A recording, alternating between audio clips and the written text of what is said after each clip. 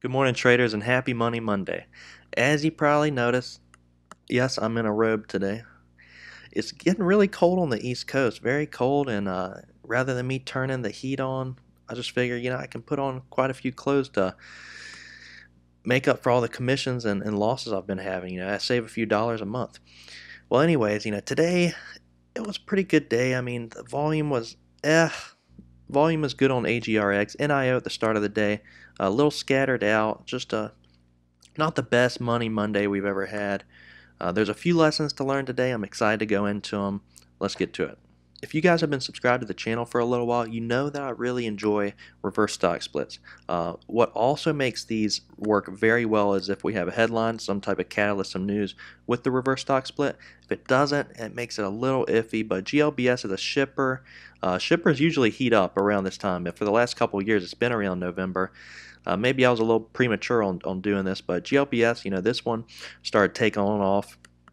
It was a reverse stock split, and so I did get into this. I didn't get in, chasing right here. I got in somewhere around 470. Yeah, right at 470 actually, and then it just dropped. And then this one just completely tanked on me, and it was a dumb trade, guys. Absolutely dumb. I don't know why I was trading right here. I was thinking, maybe we can curl back up. It is a shipper, and also, shorts are covering in here. Maybe we'll get a pushback up around and make a little bit of money on it. Dumb trade, guys. With my account, with how it is right now, and the loss I took on NIO, I cannot trade these speculative type of trades. I gotta find the volume, focus on it, and trade those setups if I'm going to grow this account back, to where I had it and to where I need it to be. The next stock that I had my eyes on was AGRX. Now this one, man, like, guys, I'm just all over the place with it.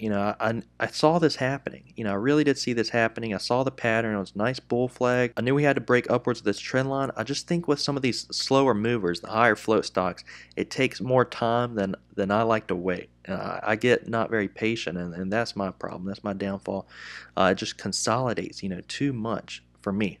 I don't like how much it consolidates. See right here, like around the upper trend line, this is where it has to break, and so it's like once, twice, three. It's just so much around here, and then it drops and then it comes back up and just consolidates all around this area. It just takes a lot of time, and yeah, I'm used to trading the lower floats and not having to be so patient. But what I was looking at before was this was the head here, and this was the shoulder and shoulder. And I was in, and then I sold on this crack right here, and this was a short squeeze. So this trapped the shorts because we knew that this was inverse head and shoulders pattern. We had both shoulders in the head, the neckline that it couldn't break above. So then it starts selling off. More shorts start piling on it. A lot of people get out of their position, and then out of nowhere we have huge volume, like over a million, million and a quarter, when we were trading like 100,000, 200,000 shares a minute right before that. So 10 times plus the volume just came into this. And someone out there, I'm thinking someone out there squeezed these shorts because we just had massive volume come in right here.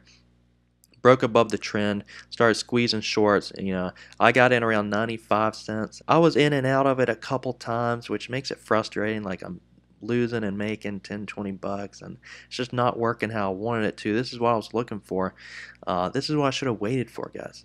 This is something I gotta learn from today. Something I gotta learn from today. Make my trend line out, see the bull flag, but wait for that volume confirmation. I gotta wait for volume confirmation, guys. I always want to get in so early, like around support, that it's just kind of like iffy, and then I'm sitting here watching it do its thing for so long, and I end up selling for a loss, and it just doesn't work out well. And so, I got in at 95 cents on this break, which was a great trade, great entry.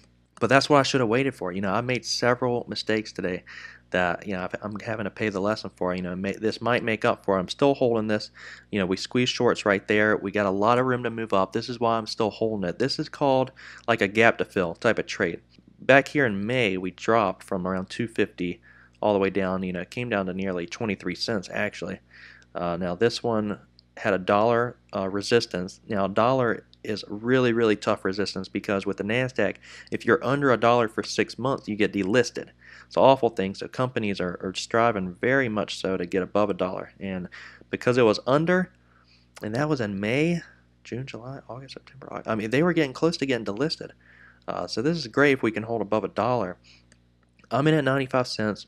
We're breaking this gap right here, this $1. So now we have $1 all the way up to what, 250 to fill, and then 173 is a 200-day moving average. That'll be the resistance before this gap to fill. We got a lot of room to move up, guys. We have a lot of room to move up. That's why I'm going to hold it. And not only that, we squeeze the shorts here. I think some shorts are getting hard-headed. A lot of shorts are very hard-headed, and they hold or they either add to their position up in these areas. So I think there's going to be a round two of pushing up and squeezing more shorts out of this. Those are my trades today, guys. Pretty frustrated with them. Some lessons learned. I'll probably hold this one the rest of the day. I'll keep an eye on it. I think there is going to be a round two with shorts. We'll get another push on up. We got a lot of room to move up, but let's just hold above $1. Might come back down near this like VWAP. Might come back down to $1, but this is a dollar breakout, and it hadn't been above $1 in a while. So I do think this one's gonna be a pretty good play here. I'm excited for it. I'm gonna hold this one the rest of the day. Unfortunately, even if I do well on it, it's only gonna make up for my really dumb loss on GLBS. But thank you guys so much for watching. And if you haven't yet, please go ahead and hit that subscribe button. I really hope you learned something. We'll see you tomorrow.